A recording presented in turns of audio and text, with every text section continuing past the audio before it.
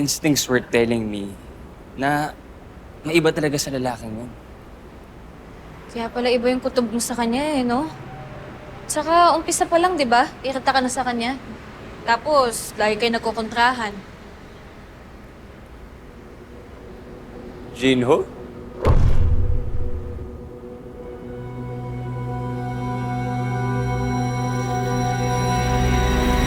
Joey!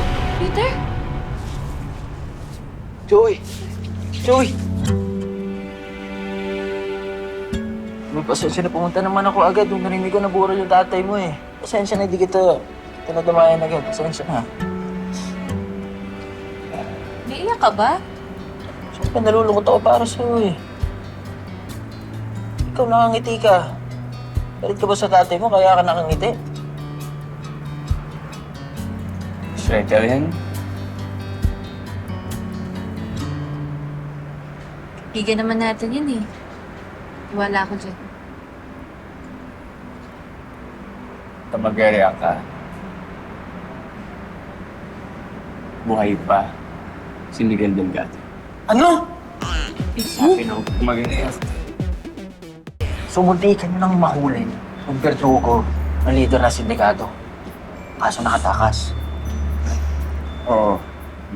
Tapos hindi ka pa mamatay yung tatay mo dahil nahanting siya ni Verdugo. Kaya kayo nagpanggap na patay siya. Kaya mo ni Munggoy.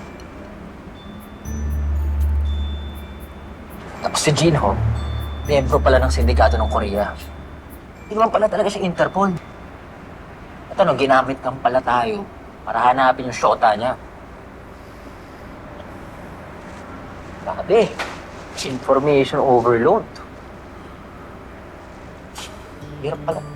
Wala, kala ko pa naman, best friend ko yung opa na yun eh. Kaya pala...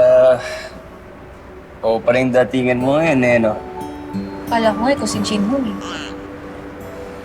Anyong. Hirap talaga pag nawala ng matagal, no? Pag-iwanan ka talaga sa mga nangyayari. Sorry pala, pala ko na itulong sa inyo. Pero okay lang yan. Alam niyo bakit? Kasi nandito na ako ngayon.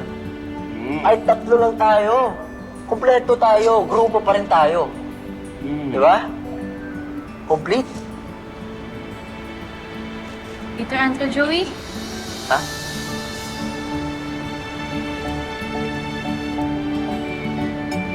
Dali na. Yes. Never say that. Never say that. Text lang naman sa amin eh. Alam mo yun, simple lang sa probinsya. Tahimik. Namiss ko nga yung ingay eh. Ba't di ka na lang ulit mag-stay dito? Plano ko naman yun, kaso napaaga lang. Kasi yun, akala ko nga na si Tito Miguel. Kaya, Sorry naglalala ka pa. aba, ayos lang yun. Balo ko rin naman magpaturo kay Jinho.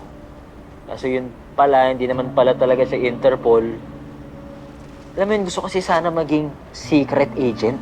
Sana yung gusto ko eh, aangas kasi. Mukha naman talagang secret agent yun. Ang kaso, sa atin naman siya nagsikreto. Di bala na, okay lang yun. Gagawa pa rin ako ng paraan para ma-achieve ko yun.